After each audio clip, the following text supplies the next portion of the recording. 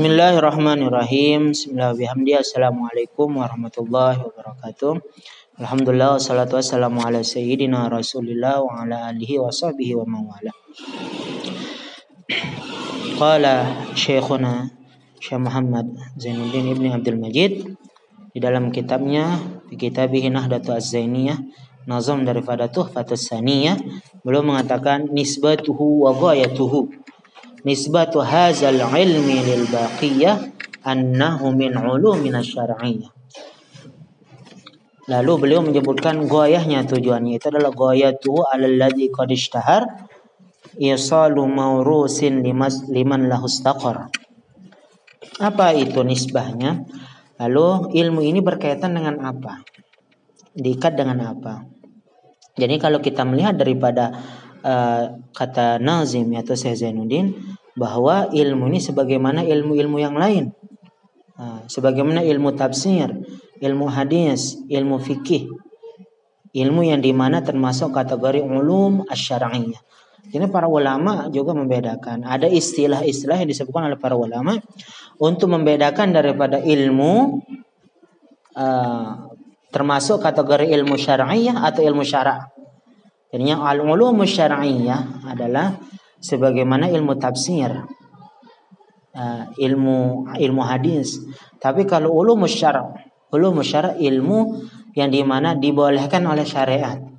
Jadinya ilmu yang dibolehkan oleh syariat untuk mempelajarinya. Nah, termasuk kategori ilmu mawaris ini termasuk kategori ulum asy-syar'iyyah. Tentunya di dalam kitab-kitab fikih pun disebutkan maudhu' atau pembahasan khusus yang berkaitan dengan ilmu mawaris ini. Annahu min ulumina asy-syar'iyyah. Lalu ghayatuhu alladzi qad ishtahar isalu mawrusin liman lahu istaqar. Jadinya yang namanya mawrus itu adalah at-tarikah liman lahu istaqar. Ini adalah ilmu mawaris ini, di antara tujuannya itu adalah menyampaikan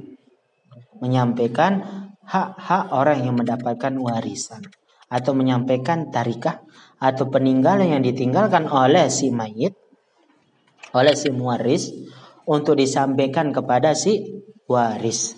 Maka dikatakan isalu mawrusin liman lahu istaqar. Nah, inilah yang berkaitan dengan nisbatuhu wa ghayatuhu. Lalu Maulana Syekh mengatakan bahwa faidatuhu wastimdaduhu. Apa faedah daripada ilmu mawaris ini? Lalu dari mana ilmu mawaris ini berasal? Faidatul fanni iqtidaruna ala ta'yinil ashumi ala wajhin jala wal akhzu min kitabi rabbin nasi wa sunnatul ijma'i lal qiyasi. Ini kata Al-Maghfurullah Maulana Syekh dalam nazimnya, yang dimana diambil daripada kitab guru besar beliau Tuhfatus Saniyah, kadang Syekh Hasan Al-Masyad. Belum mengatakan di dalam Fawaqih An-Nahdiyah pun belum menjelaskan bahwa di antara faedahnya itu adalah mampu atau bisa kita mengidentifikasikan apa pembagian, dan kita mampu untuk apa? Untuk bisa menentukan bagian-bagian yang diwarisi oleh mayit atau kepada ahli waris, yang bisa diwarisi oleh muwaris kepada si waris. Itu kita mengetahuinya daripada ilmu mawaris. Karena ilmu mawaris ini adalah diaplikasikan dan bisa diidentifikasikan pembagiannya setelah si mayit meninggal dunia, setelah si muwaris meninggal dunia. Ta'yinil ashumi ala wajhin jala, dengan jelas, sangat jelas, dengan akurat, karena dengan secara tafsil, secara detail, karena ini sudah ditentukan pembagian-pembagian dalam Al-Quran. Wal akhzu min kitabi rabbin nasi wa sunnatil ijma'i lal qiyasi. Nah, di dalam Al-Quran, ilmu mawaris itu mastimdaduhu. Dari mana sumber daripada ilmu waris? Yang pertama daripada Al-Quran. Karena Allah Subhanahu wa taala yang telah menentukan ketentuan-ketentuan bagi ahli waris. 1/2 kah itu, 1/4 kah itu.